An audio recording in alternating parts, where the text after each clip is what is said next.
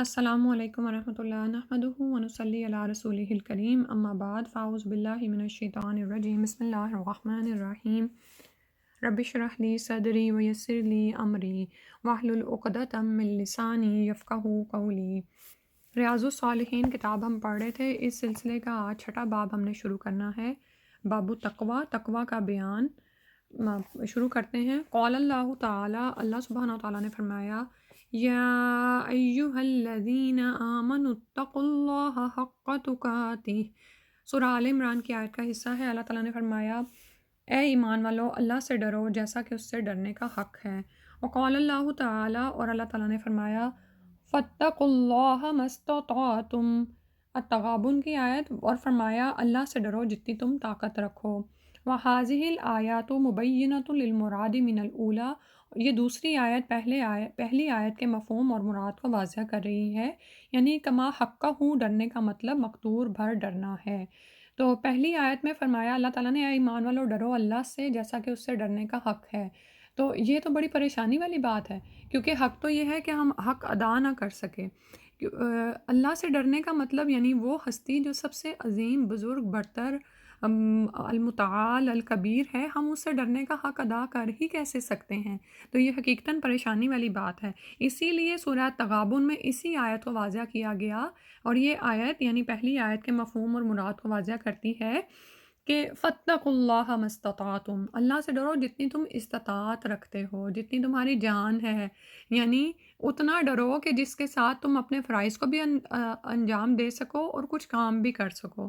اب اس میں آپ یہ دیکھیں کہ مثال سے اس کو سمجھنے کی ضرورت ہے کہ جب ہم اللہ کی عظمت اور قدرت کی معرفت حاصل کرتے ہیں اور اللہ تعالیٰ کے ثواب اور اللہ کے عقاب پر ہماری نظر جاتی ہے، تو دل جیسے بیٹھ جاتا ہے۔ ایسے لگتا ہے کہ جیسے ہم نے تو اللہ کا حق ہی ادا نہیں کیا، نہ ہم اللہ تعالیٰ کی دی ہوئی نعمتوں کا حق ادا کر سکے اور نہ ہی ہم خود کو گناہوں سے بچا سکے۔ دن میں کتنے ہی چھوٹے بڑے گناہ ہیں جو ہم کر جاتے ہیں۔ بڑوں سے اگر انسان بچ بھی جائے تو چھوٹے گناہ یا لمم میں انسان کتنی دفعہ پھنس جاتا ہے۔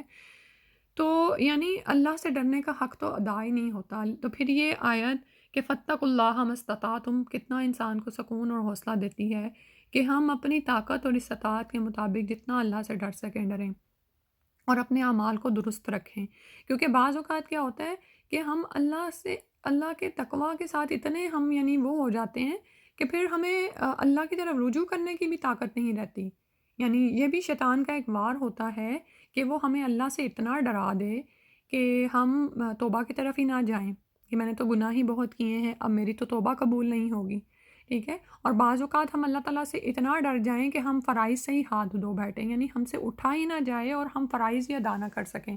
جیسا کہ اب مجھے یہاں پر غزہ ہی کی مثال یاد آ رہی ہے، حالات و واقعات سے آپ سبھی خوب واقف ہیں۔ تو ان دنوں میں اور ابھی بھی جو کچھ ہو رہا ہے اور مسلم امہ جس طرح ان کی مدد نہیں کر سکی غزہ والوں کی، تو دل کتنا پریشان ہوتا تھا، ٹھیک ہے۔ اور پھر بحیثیت فرد اور بحیثیت امہ ہم خود کو اللہ کے سامنے جواب دہ محسوس کرتے ہیں۔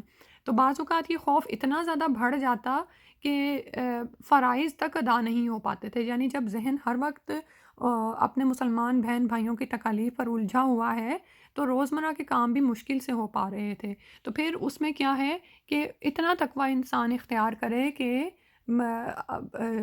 جتنی اس کی طاقت ہے، جتنی استطاعت ہے کہ جس کے ساتھ وہ اپنی روزمرہ کی ذمہ داریوں کو سر انجام دے سکے، ٹھیک ہے۔ تو یہ ایک اعتدال میں رہنے والی بات ہے کہ جتنا تمہارے اندر استطاعت ہے، جتنی تمہاری طاقت ہے، اس کے مطابق ہی اللہ سے ڈرو اور اسی کی تم سے پوچھ ہے۔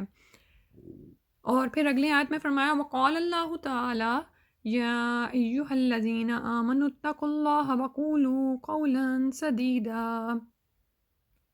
اے ایمان والو اللہ سے ڈرو اور سیدھی اور درست بات کہو، ٹھیک ہے۔ اب یہاں پر زبان کی حفاظت کی طرف توجہ دلائی جا رہی ہے کہ اللہ سے ڈرتے ہوئے سیدھی اور سچی بات کہو، ٹھیک ہے۔ اللہ سبحانہ وتعالیٰ ہمیں یہ عطا فرما دے۔ والآیات فی الامر بالتقوی کثیرۃ معلومہ، اور تقوی کے حکم کے بارے میں کثرت کے ساتھ آیات ہیں اور معلوم ہیں۔ پھر اس کے بعد فرمایا، وقال تعالی، وَمَن يَتَّقِ اللَّهَ يَجْعَل لَّهُ مَخْرَجًا، جو اللہ سے ڈرتا ہے اللہ اس کے لیے نکلنے کا راستہ آسان کر دیتا ہے۔ وَيَرْزُقْهُ مِنْ حَيْثُ لَا يَحْتَسِبُ، اور اس کو ایسی جگہ سے رزق دیتا ہے جہاں سے اس کو وہم و گمان بھی نہیں ہوتا۔ کتنی خوبصورت آیت ہے کہ اللہ تعالیٰ فرما رہے ہیں کہ جو اللہ سے ڈرتا ہے اللہ تعالیٰ اس کے لیے نکلنے کی راہ آسان کر دیتے ہیں۔ بعض اوقات آپ ایسا ہوتا ہے کہ آپ اللہ کے کسی حکم پر عمل کرنا چاہ رہے ہوتے ہیں، لیکن آپ ماحول کی پابندیوں میں ایسے جکڑ دیے جاتے ہیں کہ آپ کو لوگوں کا خوف ستاتا ہے۔ آپ کو لگتا ہے کہ اب تو آپ کچھ نہیں کر پائیں گے، لیکن جب آپ اللہ کا تقوی اختیار کرتے ہیں کہ نہیں، مجھے اللہ سے ڈرتے ہوئے اللہ کے حکم پر جم جانا ہے، استقامت دکھانی ہے، ثابت قدمی ظاہر کرنی ہے، تو کیا ہوتا ہے؟ اللہ کی مدد آ جاتی ہے۔ اللہ مخرجہ، آپ کے لیے آسانی کر دی جاتی ہے، نکلنے کا راستہ آپ کو دکھا دیا جاتا ہے۔ اور پھر کیا ہوتا ہے، وَيَرْزُقْهُ مِنْ حَيْثُ لَا يَحْتَسِبُ، اور وہاں سے آپ کو رزق عطا کیا جاتا ہے جہاں سے آپ کو گمان بھی نہیں ہوتا۔ سبحان اللہ! آپ یہ دیکھیں کہ ہمارا پتہ حال کیا ہے، ہم اللہ پر ایمان اور توکل بھی نہیں کر رہے ہوتے نا۔ جب ہم پر کوئی مصیبت آ پڑتی ہے یا رزق میں ہی جیسے کمی ہونے لگتی ہے تو ہماری نظر اسباب پر جاتی ہے، حالانکہ اسباب کے پردے سے جب ہمیں رزق دیا جا رہا ہوتا ہے نا، تو وہ تو دراصل انڈائریکٹ رزق ہے جو ہم تک پہنچ رہا ہوتا ہے، ٹھیک ہے؟ لیکن ہم انسان ہیں نا، ہماری نظر صرف عین الیقین تک ہوتی ہے، یعنی جو چیز ہمیں نظر آ رہی ہوتی ہے نا اس پر تو ہمارا یقین پختہ ہوتا ہے، لیکن وہ باتیں جو اللہ سبحانہ وتعالیٰ نے ہمیں بتائی ہیں اس پہ ہمیں یقین نہیں ہوتا۔ اب یہاں پر وہی چیز کو بتایا جا رہا ہے کہ وَيَرْزُقُهُ مِنْ حَيْثُ لَا يَحْتَسِبُ، کہ اللہ تعالیٰ اس کو ایسی جگہ سے رزق دیتا ہے جہاں سے اس کو وہم و گمان بھی نہیں ہوتا، جہاں پر آپ کی نظر بھی نہیں گئی ہوتی، جو اسباب آپ کی نظروں میں بھی نہیں ہوتے۔ اور یہ پتہ ہے کیا ہوتا ہے؟ یہ اللہ کا خاص فضل ہوتا ہے جو ڈائریکٹ انسان کو عطا کرتا ہے اللہ سبحانہ وتعالیٰ۔ آپ یہ دیکھیں نا کہ کبھی تو آپ کیا ہوتا ہے کہ کسی کے ذریعے رزق دیے جا رہے ہوتے ہیں، ایک ہوتا ہے کسی کے ذریعے رزق دیا جانا، کسی کا محتاج ہونا، وہ آپ کو دے گا تو آپ کھا لیں گے، پھر جب وہاں سے رزق بند ہوتا ہے تو انسان کیسا مایوس ہو جاتا ہے۔ لیکن ایک یہ ہوتا ہے کہ اللہ تعالیٰ ڈائریکٹ آپ پر اپنی رحمتیں اتار دیں، تو اس میں تو برکت بھی اتنی ہے، اتنا سکون ہے، اسی لیے تو ہم دعائیں مانگتے ہیں اللہ سے کہ یا اللہ تو کسی کا محتاج نہ کرنا، ٹھیک ہے؟ تو یہ اللہ پر ایمان ہے اور اس سے ڈرنا ہے کہ جب انسان تقوی اختیار کرتا ہے نا تو اللہ سبحانہ وتعالیٰ اس کو ایسی جگہ سے رزق دیتا ہے جہاں سے اس کو وہم و گمان بھی نہیں ہوتا۔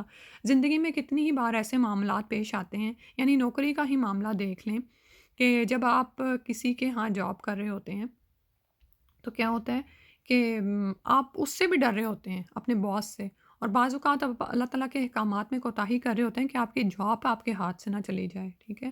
تو وہاں پر دیکھا کریں کہ اگر انسان اللہ کا تقوی اختیار کرے تو وہ جاب چھوڑ آپ کو بہترین اللہ تعالیٰ کاروبار عطا فرما دے گا، ٹھیک ہے؟ یہی ڈائریکٹ اور انڈائریکٹ رزق ہے نا، یہی اسباب کے پردے میں اور بغیر اسباب کے رزق کا عطا ہو جانا ہے، سبحان اللہ۔ پھر اس کے بعد فرمایا وقال تعالیٰ ان تتقوا اللہ یجعل لکم فرقانا ویکفر عنکم سیئاتکم ویغفر لکم واللہ ذو الفضل العظیم۔ سورہ انفال کی آیت 29 ہے، اگر تم اللہ سے ڈرو گے تو وہ تمہیں حق و باطل کے درمیان فرق کرنے والی بصیرت عطا فرما دے گا اور تم سے تمہاری برائیاں دور کر دے گا اور تمہیں بخش دے گا، اور اللہ تعالیٰ بہت بڑے فضل والا ہے، سبحان اللہ۔ تو اللہ کا ڈر انسان کو کیا عطا کرے گا کہ حق و باطل کے درمیان فرق کرنے والی بصیرت مل جائے گی، اور یہ بصیرت آج کل کتنی زیادہ ضروری ہے۔ آپ یہ دیکھیں فتنوں کا دور ہے، حق اور باطل بعض اوقات اس طرح سے گڑمڑ ہو کر سامنے آتا ہے، اور بعض اوقات باطل کی پیروی کرنے والے اتنے کثیر تعداد میں ہوتے ہیں کہ آپ ڈگمگا جاتے ہیں۔ تو پھر انسان کیا کرے کہ یا اللہ میں بچنا چاہتی ہوں گناہوں سے، میں تیری نافرمانی سے بچنا چاہتی ہوں۔ جب انسان اللہ سے ڈرتا ہے، اس کا تقوی اختیار کرتا ہے، تو اللہ تعالیٰ انسان کو بصیرت عطا فرماتے ہیں، اس کے لیے راستے واضح ہو جاتے ہیں، روشن ہو جاتے ہیں، اور اس کو نظر آنے لگتا ہے کہ مجھے کس راہ پر چلنا ہے، ٹھیک ہے؟ اور تم سے تمہاری برائیاں دور کر دے گا اور تمہیں بخش دے گا۔ یہی تو ہم چاہتے ہیں کہ ہم سے ہماری برائیاں دور ہو جائیں، ہم جو گناہ کر بیٹھے ہوتے ہیں ہم ان سے بچ جائیں۔ اور پھر کیا ہوتا ہے کہ جب انسان ایسا پختہ تہیہ کر لیتا ہے، پکا ارادہ کر لیتا ہے، اللہ سے ڈرتا ہے، گناہوں سے بچنے کی کوشش کرتا ہے، تو وہ جو گناہ ہم نے کیے ہوتے ہیں، جو برائیاں ہمارے جان کو لگی ہوئی ہوتی ہیں، وہ دور ہٹتی چلی جاتی ہیں۔ انسان کو نیکیاں کرنے کی توفیق ملتی ہے اور اللہ تعالیٰ کی طرف سے اس کو بخش دیا جاتا ہے۔ اللہ تعالیٰ بہت بڑے فضل والا ہے، تو اس فضل والے رب سے ہم مانگیں۔ اور والآیات فی الباب کثیرۃ معلومہ، اس باب میں بکثرت آیات ہیں اور معلوم ہیں۔ وہی میں ایک بتانے لگی تھی کہ جیسے پچھلی دفعہ ہم تہجد کی وہ اذکار بھی ہم یاد کر رہے تھے نا، اس میں آپ یہ دیکھیں کہ وہ مسلم کی ایک روایت ہے، اللہم رب جبرائیل و میکائیل و اسرافیل فاطر السماوات والارض عالم الغیب والشہادہ انت تحکم بین عبادک فیما کانوا فیہ یختلفون اہدنی لما اختلف فیہ من الحق باذنک انک تہدی من تشاء الی صراط مستقیم، کہ اے اللہ، اے جبرائیل، میکائیل اور اسرافیل کے رب، آسمانوں اور زمین کو پیدا کرنے والے، غائب اور حاضر کو جاننے والے، اپنے بندوں کے درمیان تو ہی اس چیز کے متعلق فیصلہ کرے گا جس میں وہ اختلاف کرتے تھے۔ حق کی جن باتوں میں اختلاف ہو گیا ہے تو اپنے حکم کے ساتھ مجھے ان میں ہدایت دے دے۔ سبحان اللہ، یہی چیز ہم آج کل دیکھ رہے ہیں نا، حق کی جن باتوں میں اختلاف ہو گیا ہے، اے اللہ تو اپنے حکم کے ساتھ مجھے ان میں ہدایت دے دے، یقیناً تو جسے چاہتا ہے سیدھی راہ کی طرف ہدایت دیتا ہے۔ آمین یا رب العالمین۔ تو اللہ سبحانہ و تعالیٰ جو شخص تقوی اختیار کرتا ہے اس کے لیے ایک فرقان بنا دیتے ہیں، تو وہ اس کی روشنی میں چلتا ہے اور حق کو فالو کرنا شروع کر دیتا ہے۔ تو یہاں پر اس کے بعد فائدہ آیات دیا گیا ہے، تقوی کا مفہوم بیان کیا گیا ہے۔ وقایت ان سے ماخوذ ہے، وقایا ایسی چیز کو کہا جاتا ہے جس سے سر کو ڈھانپا جاتا ہے، چنانچہ ہر وہ احتیاط اور رویہ وقایا ہے جس کے ذریعے سے ان چیزوں سے بچنا مقصود ہو جو نقصان پہنچا سکتی ہیں۔ ٹھیک ہے، یہ جو ہم کہتے ہیں نا اللہ کا تقوی اختیار کرو، اللہ سے ڈرو، تو یہ دراصل یہی ہے کہ اللہ کا تقوی یہ ہے کہ انسان اس کے ذریعے سے اللہ کے عذاب سے بچنے کی سعی کرے، یعنی کوشش کرے، اور وہ اس طرح ممکن ہے کہ وہ اللہ کے حکموں کو بجا لائے اور اس کی منع کردہ چیزوں سے باز رہے۔ یہ دو کام ہم نے کرنے ہیں، اللہ کے حکم بجا لانے ہیں اور اس کے ساتھ ساتھ اللہ تعالیٰ کی منع کردہ چیزوں سے باز بھی رہنا ہے۔ تو مذکورہ آیات میں قول اور فعل میں اللہ کے تقوی کے التزام کی تاکید ہے، یعنی چاہے انسان اپنا کوئی عمل اختیار کرے یا کوئی بات کرے، اللہ سے ڈرتے ہوئے کرے۔ اور اسی طرح مصیبتوں میں نجات کا اور اس کے حلال کے حصول کا ذریعہ بتایا گیا ہے۔ ٹھیک ہے، اور وہ کیا ہے؟ تقوی۔ اب سوال یہ پیدا ہوتا ہے کہ تقوی ہے کیا؟ تو کیا ہے تقوی دراصل؟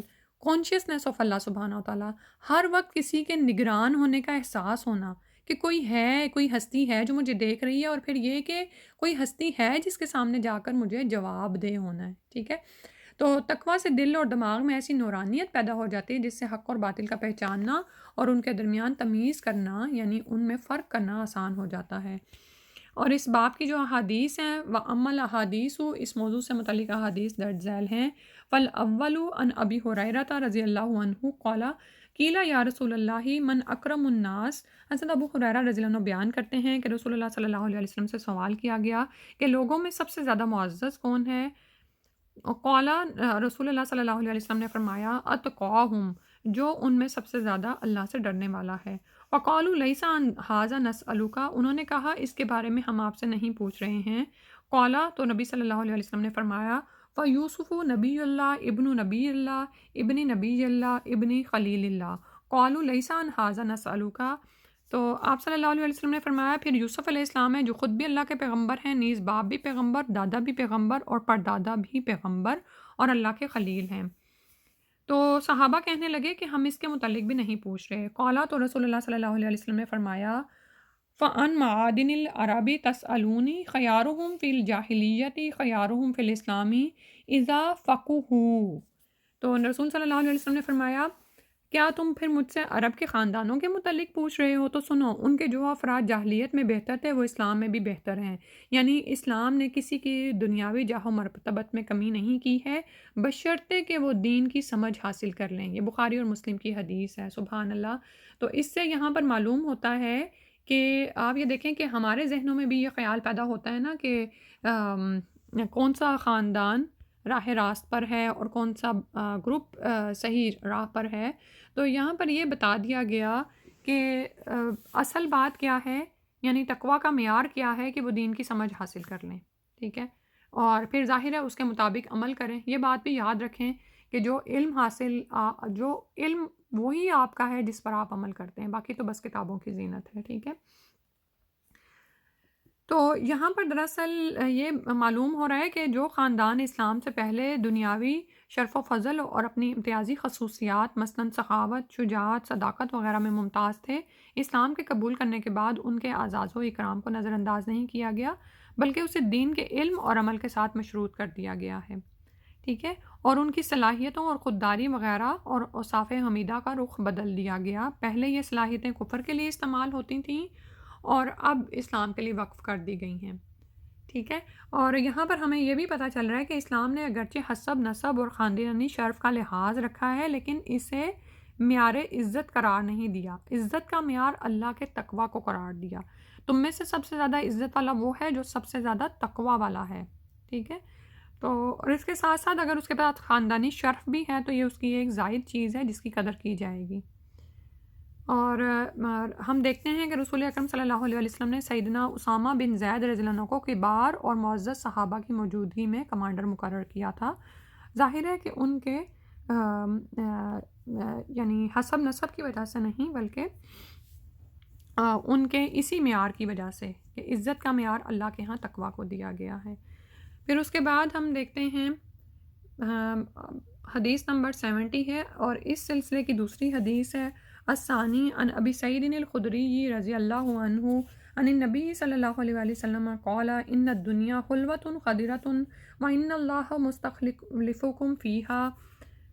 نبی صلی اللہ علیہ وسلم نے فرمایا بے شک دنیا شیریں اور شاداب ہے، بلا شبہ اللہ سبحانہ تعالیٰ اس میں تمہیں جانشین بنانے والا ہے۔ فَيَنْظُرُ كَيْفَ تَعْمَلُونَ، تو پھر وہ دیکھے گا کہ تم کیسے عمل کرتے ہو۔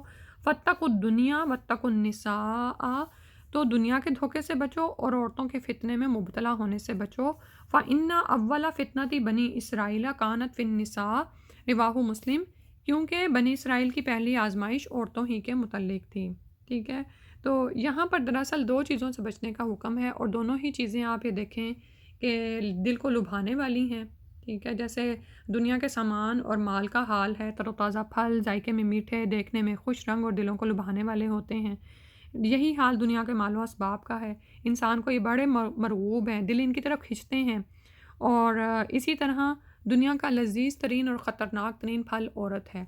تو اب بات کیا ہے سمجھنے کی کہ جو شخص احکام شریعت سے بے پرواہ ہو کر دنیا کا طالب ہو جائے اور عورت کی طرف مائل ہوگا تو سمجھ لو کہ اس کا دین اور ایمان خطرے میں پڑ گیا۔ یعنی یہ نعمتیں تو ہیں، لیکن جو شخص اللہ کو بھلا کر انہی میں پڑ جائے گا اس کا ایمان پھر خطرے میں ہے۔ لیکن اس کے برعکس جو شخص شریعت کے دائرے میں رہتے ہوئے ان سے فائدہ حاصل کرے گا، ان کی حشر سامانیوں اور غارت گری سے وہ پھر محفوظ رہے گا۔ اور کیسے وہ محفوظ رہ سکتا ہے؟ وہ دراصل اس کی بنیاد کیا ہے؟ تقوی۔ یعنی اس آزمائش میں اگر آپ کامیاب ہونا چاہتے ہیں تو بنیاد تقوی ہے، کیونکہ جب انسان اللہ کا تقوی رکھے گا تو پھر وہ حلال حرام کی تمیز کرے گا، اور دوسری طرف اگر اس کے اندر اللہ کا تقوی نہیں ہے، اس کا دل اللہ کی عظمت اور وقار سے خالی ہے، اس کو اللہ کا پتہ ہی نہیں ہے، تو پھر کیا ہوگا؟ تو ظاہر ہے پھر وہ مال و دولت کی محبت میں مبتلا ہو جائے گا۔ اسی طرح عورت اس کے لیے آزمائش بن جائے گی، نہ صرف اپنی دنیا کو وہ ہلاکت میں ڈالے گا بلکہ آخرت کی بھی بربادی ہوگی۔ اور اسی طرح عورت کے لیے ہم دیکھتے ہیں کہ عورت اگر ماں ہے تو اگر انسان اس کے حقوق اور فرمانبرداری میں کوتاہی کرتا ہے تو اس کی نجات مشکوک ہے، بیٹی اور بہن ہے تو اس کی پرورش بہت بڑی آزمائش ہے۔ اسی طرح اگر بیوی ہے تو اگر تو نیک ہے تو خیر المتاع ہے، اور اگر وہ بد اخلاق ہے تو انسان کی زندگی اجیرن بن جاتی ہے، اور غیر محرم عورتوں کا فتنہ تو کسی سے مخفی نہیں۔ تو ان تمام صورتوں میں انسان کا کون مددگار ہو سکتا ہے؟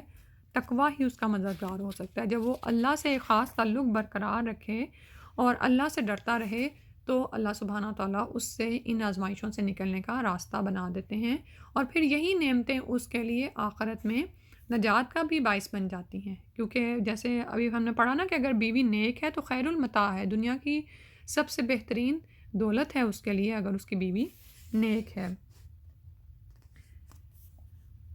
اس کے بعد دیکھتے ہیں الثالث، تیسری حدیث ہے اس سلسلے کی، عن ابن مسعود رضی اللہ عنہ ان النبی صلی اللہ علیہ وآلہ وسلم کانا یقول اللہم انی اسألک الہدی والتقی والعفاف والغنی مسلم کی روایت ہے، ابن مسعود رضی اللہ عنہ سے روایت ہے، نبی صلی اللہ علیہ وسلم یہ دعا فرمایا کرتے تھے، اللہم انی اسألک الہدی والتقی والعفاف والغنی، اے اللہ میں تجھ سے ہدایت، پرہیزگاری، تقوی، پاک دامنی اور لوگوں سے بے نیازی کا سوال کرتا ہوں۔ سبحان اللہ۔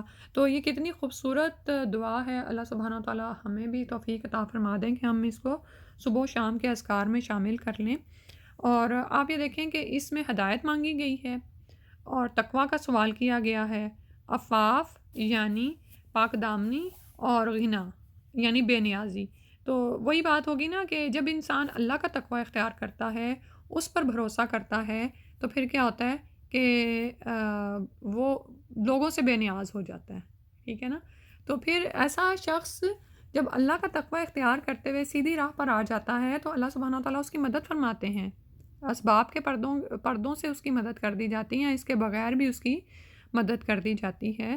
لیکن جو شخص لوگوں سے مانگنے چل پڑتا ہے اور انہی کا ہو جاتا ہے تو پھر اللہ سبحانہ وتعالیٰ اس کو انہی کے حوالے کر دیتے ہیں، ٹھیک ہے۔ اب یہاں پر ہم رک کے ذرا اپنا حال دیکھیں کہ ہمارا اللہ پر تقوی یعنی اللہ کا ڈر ہمارے اندر کتنا ہے، اور ہم اللہ کی عظمت اور قدرت کس حد تک اپنے دل میں رکھتے ہیں۔